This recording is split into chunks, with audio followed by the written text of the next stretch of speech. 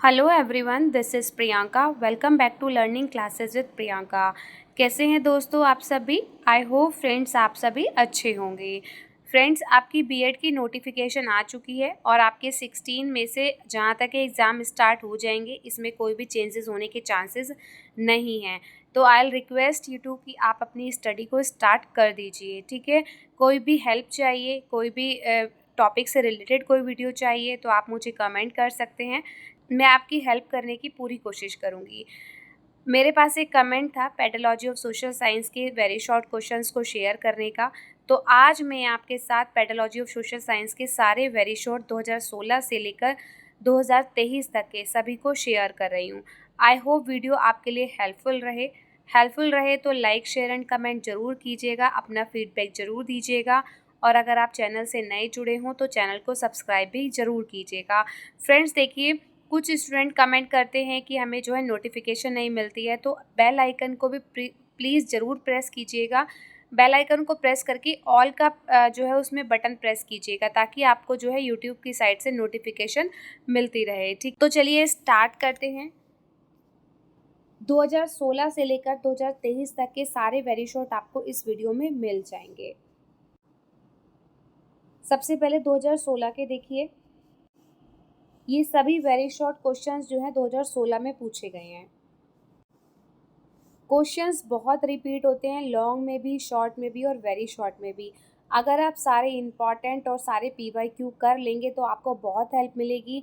Last time पर पढ़ रहे हैं तो इम्पॉर्टेंट क्वेश्चंस भी करके जाएंगे तो आप काफ़ी हद तक एग्ज़ाम क्रैक कर सकते हैं, ठीक है। क्योंकि तो चलिए स्टार्ट करते हैं। First question is education is the dash process. देखिए पूरा क्लैरिटी के साथ नहीं दिया कि education is a bipolar process या टाइपोलर प्रोसेस, ठीक है। तो हम इसे ट्राइपोलर भी लिख सकते हैं, बाइपोलर भी लिख सकते हैं और लाइफ लॉन्ग प्रोसेस भी लिख सकते हैं, ठीक है। उसमें कोई गलत नहीं होगा आपका आंसर। और ये भी आ सकता है कि ट्राइपोलर प्रोसेस किसने दिया था, तो जॉन डुवी ने दिया था, और बाइपोलर प्रोसेस दिया था, वो दिया था जॉन एडम ने, ठीक है।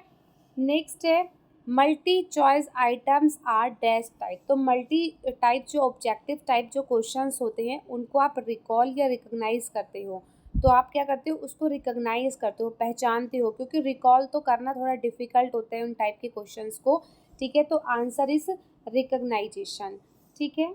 Micro teaching cycle is completed in dash minute. तो 36 मिनट्स में कंप्लीट की जाती है, ठीक। और इसमें जो स्टेप्स भी आते हैं वो आते हैं 6 स्टेप, ये भी क्वेश्चन आ जाता है। और कौन कौन से स्टेप होते हैं, तो पहले प्लान होता है, उसके बाद टीच होता है, फिर उसके बाद फीडबैक दिया जाता है स्टूडेंट के द्वारा, फिर से दोबारा से रीप्लान होता है, फिर दोबारा से रीटीच होता है, देन रीफीडबैक, ठीक है। तो इस तरीके से 6 साइकिल होती हैं। अगर ये शॉर्ट में आता है या लॉन्ग में आता है तो आपको ये 6 साइकिल बना के आनी होंगी, ठीक है।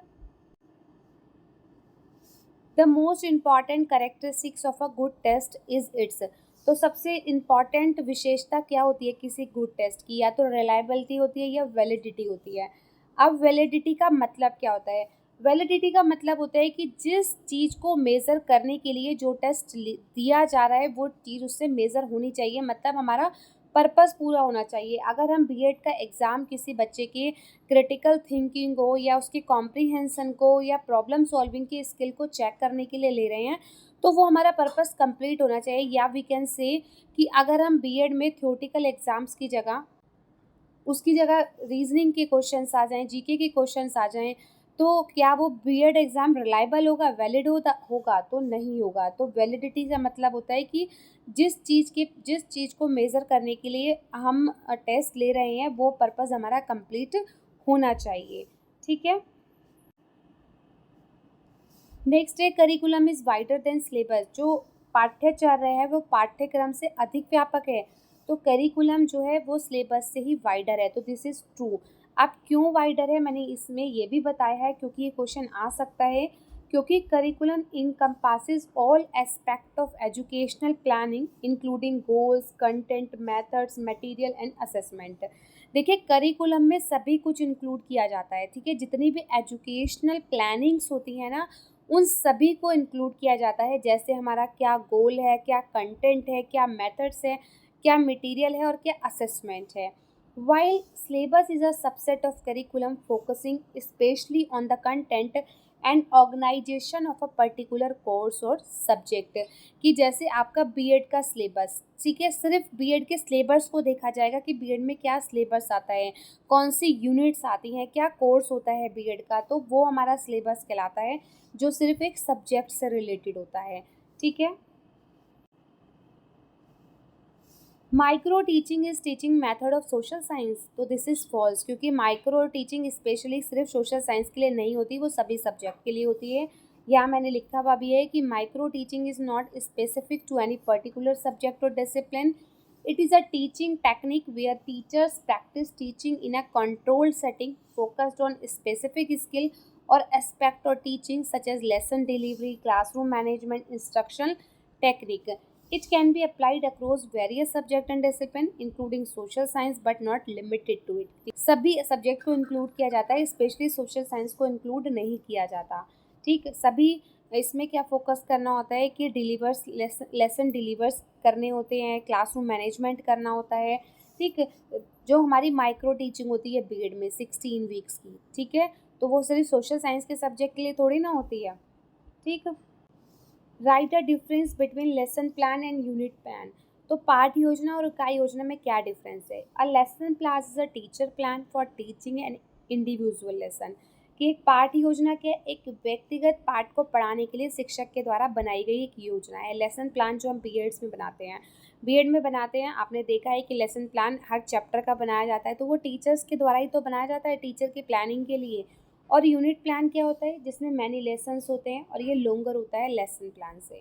ठीक है, ये शॉर्ट में भी आता है क्वेश्चन कि लेसन प्लान और यूनिट प्लान में क्या डिफरेंस होता है, तब आपको ना पूरे पॉइंट और पूरे हेडिंग्स के साथ देना होगा इसका आंसर।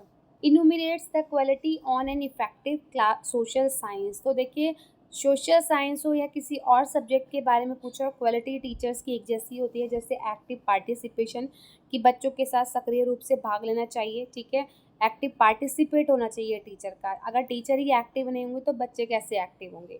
ठीक है, तो टीचर और स्टूडेंट दोनों का एक्टिव होना बहुत ज़रूरी है। सोशल सपोर्ट नेटवर्क, सामाजिक समर्थन नेटवर्क होना चाहिए स्टूडेंट का। लाइफ लॉन्ग लर्निंग देने वाली होनी चाहिए कि बच्चों को लाइफ टाइम चीज़ें याद रहें, लाइफ बेस्ड सिचुएशन पे हो।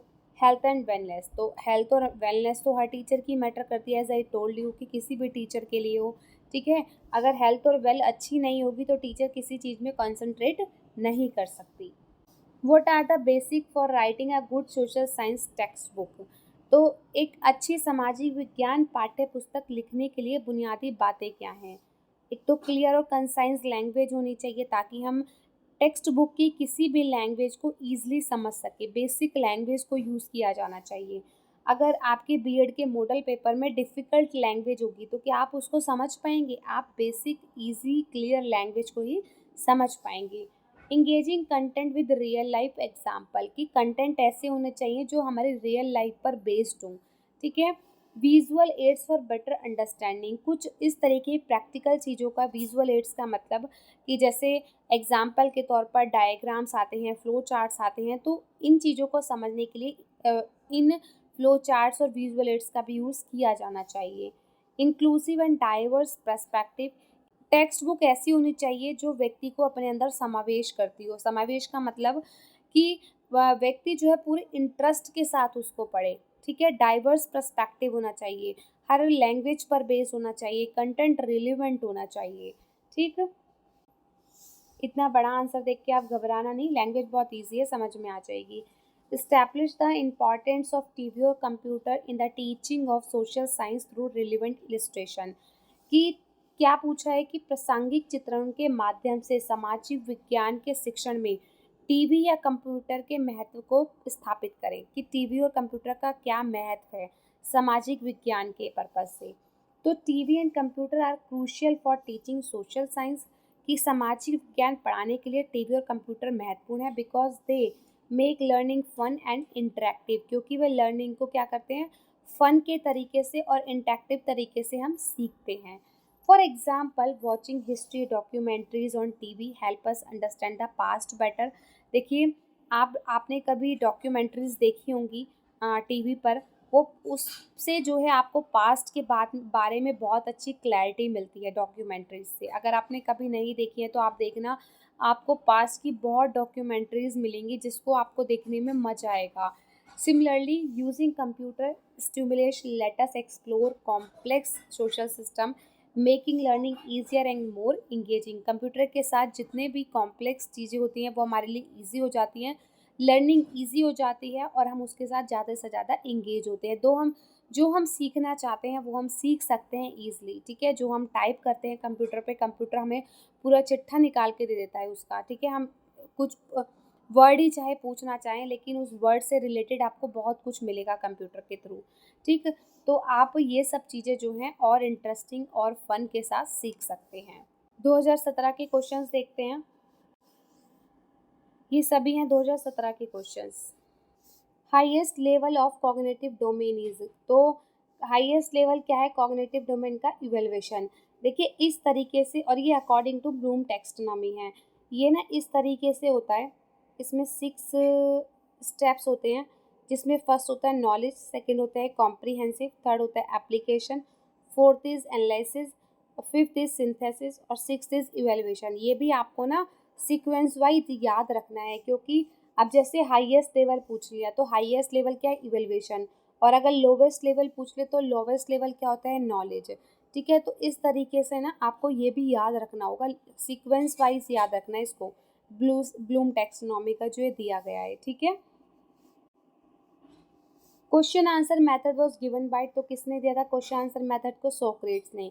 और ये क्वेश्चन ऐसे भी आ सकता है कि which method given by Socrates, सुकरात यानी कि, तो क्वेश्चन आंसर मेथड, तो दोनों में से कैसे भी आंसर पूछ लेगा, इसलिए ना रट्टे मत मारना, अच्छे से आंसर को समझना, ठीक। Micro teaching cycle of Indian model office 36 minute, दोबारा रिपीटेड है देखिए क्वेश्चन, और साइकिल भी बता दी मैंने, 6 स्टेप होते हैं इसके।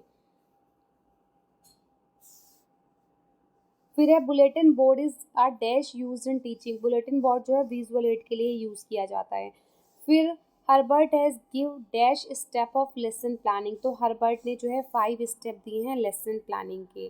देखिए कितना छोटा क्वेश्चन पूछा गया है 2 मार्क में, ठीक। इसलिए अगर सारे PYQ कर लेंगे तो बहुत अच्छा है, चांसेस होते हैं कि उनमें से क्वेश्चंस रिपीट हों।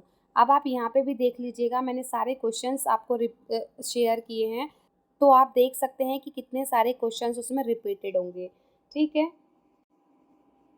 Unit plan was given by Morrison, तो ये है मॉरिसन के द्वारा नहीं दिया गया था, ये फॉल्स है, क्योंकि unit plan is not attribute to any single individual like Morrison, क्योंकि यूनिट प्लान का जो श्रेय है ना वो सिर्फ मॉरिसन को नहीं जाता। It is a standard educational term used to outline the curriculum for a specific topic or theme over a longer period of time, कि है एक मानक शैक्षिक शब्द है। ये तो मैंने यूनिट प्लान का जो है मीनिंग बता दिया आपको, कि जिसका उपयोग लंबी अवधि में किसी विशिष्ट विषय या थीम के लिए पाठ्यक्रम की रूपरेखा तैयार करने के लिए किया जाता है, ठीक है। अगर आ जाए कि यूनिट प्लान क्या होता है, इसलिए मैंने यहाँ पर आपको मीनिंग भी बता दिया।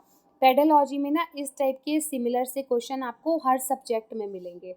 Objective test are best for measuring, तो दिस इज ट्रू, क्योंकि ऑब्जेक्टिव टेस्ट के थ्रू है किसी स्पेसिफिक नॉलेज को और स्किल को जो है मापा जा सकता है। वैसे at is epidiascope is audio visual aid, false, क्योंकि scope is a type of optical device use for projecting image for उपयोग object such as photography, drawings और pages of a book on into a screen or wall. It is a visual aid, not an audio visual aid, ठीक है। ये visual aid है, audio visual aid नहीं है, तो ये false है, क्योंकि एक प्रकार का ऑप्टिकल उपकरण है जिसका उपयोग अपारदर्शी वस्तु जैसे फोटोग्राफ, चित्र या किसी पुस्तक के पृष्ठों से स्क्रीन या दीवार पर छवियों को प्रोजेक्ट करने के लिए किया जाता है। यह एक दृश्य सहायता है, श्रव्य दृश्य सहायता नहीं है। Supervise study and self study technique are same, तो ट्रू फॉल्स पूछा है तो ये फॉल्स है, क्योंकि supervise study involve guidance and oversight from a teacher और इंस्ट्रक्टर, ठीक है, कि पर्यवेक्षित अध्ययन में शिक्षक या प्रशिक्षक का मार्गदर्शन और निरीक्षण शामिल होता है। While self study technique are pursued independently by the learner without direct supervision, जबकि स्व अध्ययन तकनीकों को सीधे पर्यवेक्षण के बिना शिक्षार्थी द्वारा स्वतंत्र रूप से अपनाया जाता है। Self study, I think you all know कि सेल्फ स्टडी क्या होती है, जो हम खुद से स्टडी करते हैं इंडिपेंडेंटली बिना किसी सुपरविजन के, तो दोनों सेम कैसे हो सकती है, ठीक है। Negative reinforcement is more effective than positive reinforcement, true false है तो ये क्या आएगा, फॉल्स।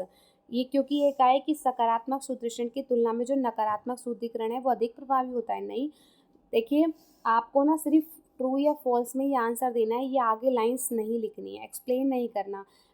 मैंने सिर्फ इसलिए एक्सप्लेन किया क्योंकि कभी कभी मीनिंग भी पूछ लिए जाते हैं, इनसे डिफरेंस पूछ लिया जाता है, जैसे अभी मैंने आगे भी और चीज़ें बताई आपको, तो इसलिए मैंने आपको बताया। अब फॉल्स क्यों है ये रीज़न भी बता दिया कि the effectiveness of negative reinforcement versus positive reinforcement depend on various factor and contents. देखिए both can be effective in different situation. अब रीइंफोर्समेंट टू टाइप के होते हैं, पॉजिटिव और नेगेटिव। पॉजिटिव में हम किसी अच्छे काम के लिए बच्चे को रिवॉर्ड देते हैं और नेगेटिव में उसको पनिश करते हैं। तो देखिए अगर बच्चों को हम शाबाशी देंगे तो क्या बच्चों पे अच्छा इफेक्ट नहीं पड़ेगा। सपोज़ आप मेरे सामने हैं, आप कोई काम कर रहे हैं, ठीक है, या आपके टीचर्स आपको शाबाशी देती है तो आपको भी अच्छा लगता है ना। पनिश करने से बेटर बच्चों को शाबाशी देकर उन्हें आगे बढ़ाना ज़्यादा अच्छा होता है। तो पॉजिटिव रीइंफोर्समेंट जो है नेगेटिव से कंपैरिजन में ज़्यादा अच्छा है और नेगेटिव नहीं है, तो इसलिए आंसर विल बी फॉल्स। ये है 2019 के। अब क्वेश्चन आता है 2018 के, मैंने आपको नहीं कराए क्योंकि 2017 में जो क्वेश्चंस पूछे गए हैं वेरी शॉर्ट में वो सेम एज इट इज़ 2018 में रिपीटेड थे, ठीक है, इसलिए 2018 के छुड़वा दिए, इसलिए 2019 के शुरू कराए हैं मैंने, ठीक है। ये सभी हैं आपके 2019 के। Evolution approach is given by BS Bloom. अभी हमने पढ़ा था हाईएस्ट लेवल ऑफ डोमेन का, तो वो क्या था, इवोल्यूशन, और वो अकॉर्डिंग टू किसने दिया था, BS ब्लूम, ये भी बताया था। तो अब इस तरीके से पूछ लिया कि इवोल्यूशन अप्रोच किसने दिया, BS ब्लूम ने। फिर है teaching strategies are focused on, शिक्षण रणनीतियाँ किस पे केंद्रित होती हैं, प्रमोटिंग एक्टिव लर्निंग पर। अगर एक्टिवली पार्टिसिपेशन होता है टीचर्स का भी और स्टूडेंट भी का भी, और इंगेजिंग स्टूडेंट, अगर स्टूडेंट प्रॉपर इंगेज होते हैं किसी भी टॉपिक के साथ, किसी भी टीचिंग के साथ, तो टीचर्स को भी और अच्छा लगता है पढ़ाने में। फोस्टिंग क्रिटिकल थिंकिंग, इसमें क्या होता है, आलोचनात्मक सोच को भी बढ़ावा मिलता है क्योंकि प्रैक्टिकली टीचर भी चीज़ों को करके दिखा रही है, तो उसकी स्किल्स में भी क्या होता है, डेवलपमेंट होता है, ठीक है। अब है kindergarten method of teaching is given by, तो किसने दिया था, फ्रॉबेल ने, ठीक है। अब देखिए क्वेश्चन आ गया, one cycle of micro teaching is completed in how many steps, तो 6 step, plan, teach, feedback, replan, reteach और रीफीडबैक, ठीक है। पहले टाइमिंग पूछी थी तो 36 मिनट की टाइमिंग होती है ये, ठीक। फिर है who gave the 5 steps of teaching in lesson planning, तो लेसन प्लानिंग के यानी कि पाठ योजना में शिक्षण के 5 चरण किसने दिए, तो दिए जे फ्रेडरिक ने। और वो कौन कौन से चरण थे ये भी आ सकता है। तो फर्स्ट इज प्रिपरेशन करना किसी की भी, है ना, लेसन प्लानिंग की, यानी कि प्रेजेंटेशन करना, फिर एसोसिएट करना, फिर जनरलाइजेशन यानी कि सामान्यकरण करना, और फिर उसके बाद उसको अप्लाई करना, एप्लीकेशन। ये भी सिर्फ ट्रू फॉल्स पूछा है कि action research is used in problem solving of institution, कि क्रियात्मक अनुसंधान का उपयोग संस्थान की समस्या समाधान में किया जाता है, तो this is true. But action research क्या होता है ये क्वेश्चन भी आता है, इसलिए मैंने यहाँ हाईलाइट किया है कि action research is often used as a problem solving approach institution. Action research is a research methodology, कि एक्शन रिसर्च क्या है, एक रिसर्च मेथडोलॉजी है that involve systematic inquiry and reflection to address practical problems or challenging within a specific context such as an educational institution। कि क्रियात्मक अनुसंधान एक शोध पद्धति है जिसमें विशिष्ट संदर्भ जैसे कि एक शैक्षिक संस्थान के भीतर व्यवहारिक समस्याओं या चुनौतियों का सामना करने के लिए व्यवस्थित जांच और प्रतिबिंब शामिल होता है। फिर से true false, micro teaching is a real teaching, तो this is true, micro teaching is a real teaching. Real teaching पर ही बेस्ड होती है माइक्रो टीचिंग, क्योंकि पीयर्स के सामने जाके आपको एज अ टीचर पढ़ाना होता है, ठीक। फिर है John Dewey is the founder of project method, तो दिस इज़ ट्रू कि जॉन डीवी जो है फाउंडर है प्रोजेक्ट मेथड के। बाद में जो है इसको आगे जो ले जाया गया वो एच किलपैट्रिक के द्वारा ले जाया गया, लेकिन जो इसके फर्स्ट फादर थे वो जॉन डीवी थे। फिर है remedial teaching is group teaching, तो this is false. Remedial teaching group teaching नहीं होती है, क्योंकि रेमिडल टीचिंग का मतलब क्या होता है, उन बच्चों को टीचिंग देना जिन बच्चों की स्ट्रेंथ का या वीकनेसेस का हम पता लगाते हैं। ठीक है, डायग्नोस टेस्ट होता है एक। डायग्नोस टेस्ट में क्या करते हैं, हम बच्चों की वीकनेसेस का और स्ट्रेंथ का पता लगाया जाता है। उसके बाद बच्चों को रेमिडल टीचिंग दी जाती है कि बच्चे में क्या कमी है, कहाँ बच्चा लैक करता है। तो remedial teaching refer to specialized instruction और intervention provided to student who are struggling academically और हैविंग स्पेसिफिक टीचिंग नीड्स। वही मैंने बताया कि उपचारात्मक शिक्षण से तात्पर्य क्या है, छात्रों को ऐसा शिक्षण प्रोवाइड कराना जो बच्चा अकेडमिकली जो है स्ट्रगल कर रहा हो, कहाँ पर उसको नीड्स है कुछ भी सीखने की स्पेसिफिक। ठीक। 10th is objective type test is not reliable, तो दिस इज फॉल्स, क्योंकि रिलायबल होता है। और रिलायबिलिटी का मतलब क्या होता है कि टेस्ट में जो है कंसिस्टेंसी रहना। ठीक है, टेस्ट स्कोर जो होता है, फॉर एग्जांपल अगर 10 में से आपके एक टीचर चेक कर रहा है 9 आ रहे हैं, दूसरा टीचर चेक कर रहा है 10 में से 5 आ रहे हैं, तो वो टेस्ट रिलायबल नहीं है। टेस्ट रिलायबल तब है कि एक के टेस्ट करने पर भी 9 आ रहे हैं, दूसरे के टेस्ट करने पर भी 9 आ रहे हैं, तो वो टेस्ट रिलायबल टेस्ट कहलाता है। ठीक है, 2022 के क्वेश्चंस देखते हैं आप। ये सभी हैं, देखिए 2022 के क्वेश्चंस।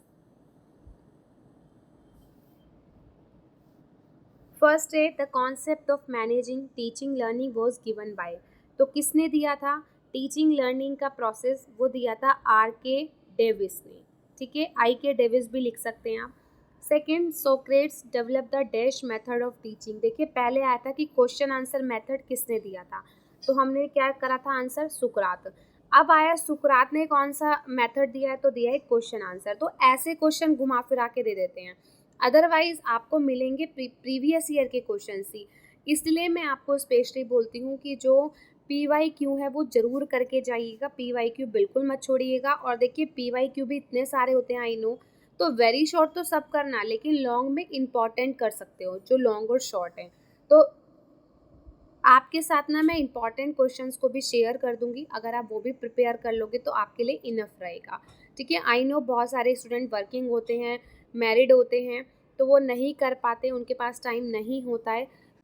और स्पेशली देखिए छोड़ के कुछ मत आइएगा, करके सभी कुछ आइएगा। चाहे नहीं आने पर आपने क्या करना है कि आपने जो भी क्वेश्चन लॉन्ग में पूछा गया है उसमें क्या करना है आपको कि कोई भी ऐसा पॉइंट, कोई भी ऐसा वर्ड जो उसमें आपको समझ में आए, वो उस पॉइंट से रिलेट करता हुआ ही आपको आंसर लिखना होगा। ठीक है, third, the chronological method is used in dash teaching, तो कौन से टीचिंग में यूज होता है क्रोनोलॉजिकल मेथड, हिस्ट्री में। ठीक, फोर्थ है how many steps are there in the evaluation process, तो फर्स्ट है लर्निंग एक्सपीरियंस, एजुकेशनल ऑब्जेक्टिव्स और बिहेवियर चेंज। ठीक है, ये स्टेप आप ले सकते हैं मूल्यांकन के, यही चरण होते हैं। लर्निंग एक्सपीरियंस को ध्यान देना, जो हमारे एजुकेशनल के उद्देश्य हैं यानी कि एजुकेशन को, उसको देखना, और जो बिहेवियर चेंजेस आते हैं उसको ध्यान रखना।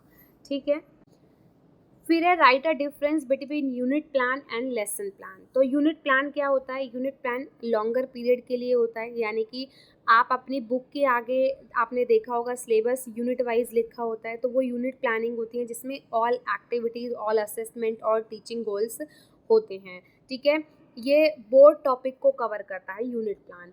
और लेसन प्लान क्या होता है, जिसमें आपका क्या ऑब्जेक्टिव है उसको बनाने का। ठीक है, उसमें कुछ लिमिटेड एक्टिविटीज़, कुछ लिमिटेड ऑब्जेक्टिव्स को ध्यान में रखकर, असेसमेंट को ध्यान में रखकर एक सिंगल क्लास के लिए 1 डे के लिए लेसन प्लान प्रिपेयर किया जाता है।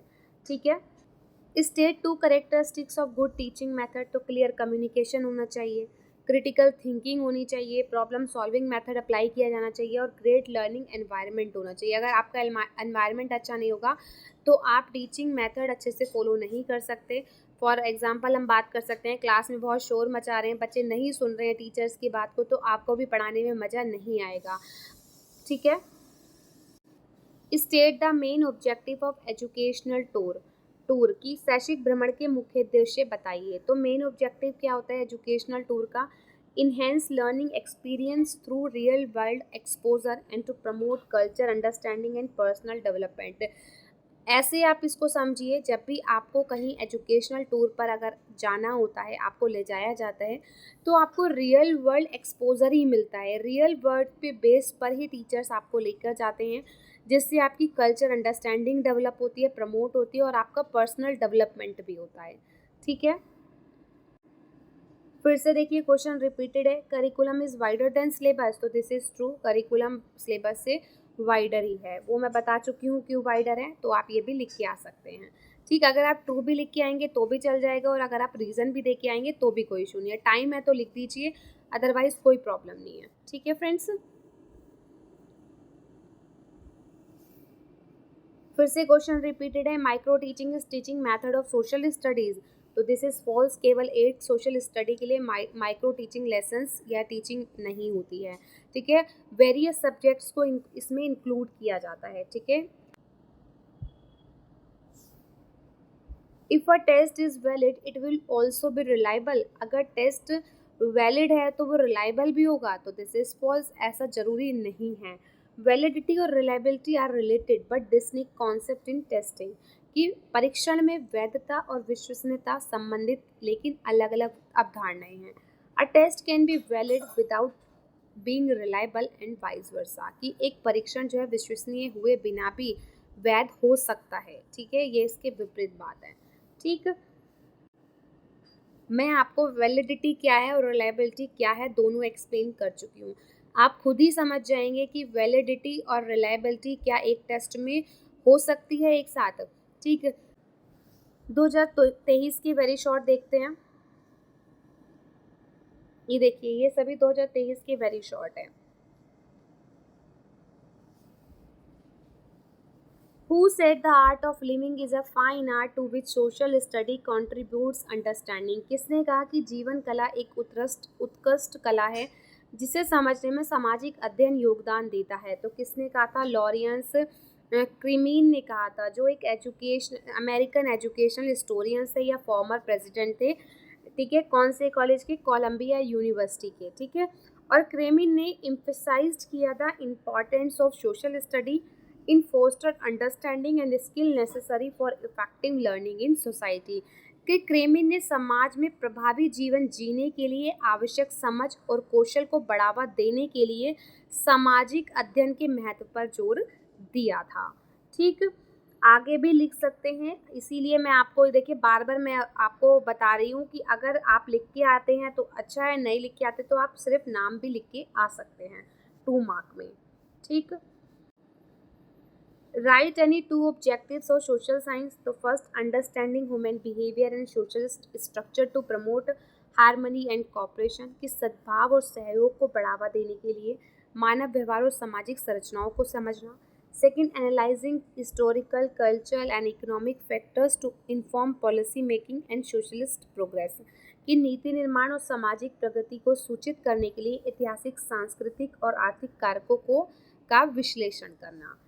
ठीक है, फिर से तीसरी बार आया है, who is the father of question method? तो सुकरात। The project method imparts education as पर क्या आएगा? Laws of life. ठीक है,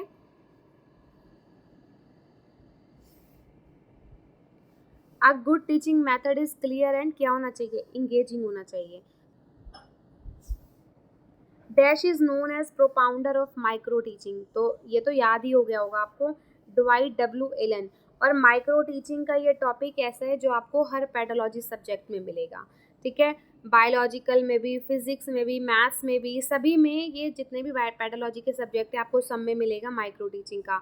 जो माइक्रो टीचिंग थी वो डवाइट डब्ल्यू एलन ने दी थी। इसके 6 स्टेप हैं, 36 मिनट्स की होती है। स्टेप्स कौन कौन से हैं, ये सभी चीज़ें। ठीक है, the first level of affective domain is क्या है? वो रिसीविंग।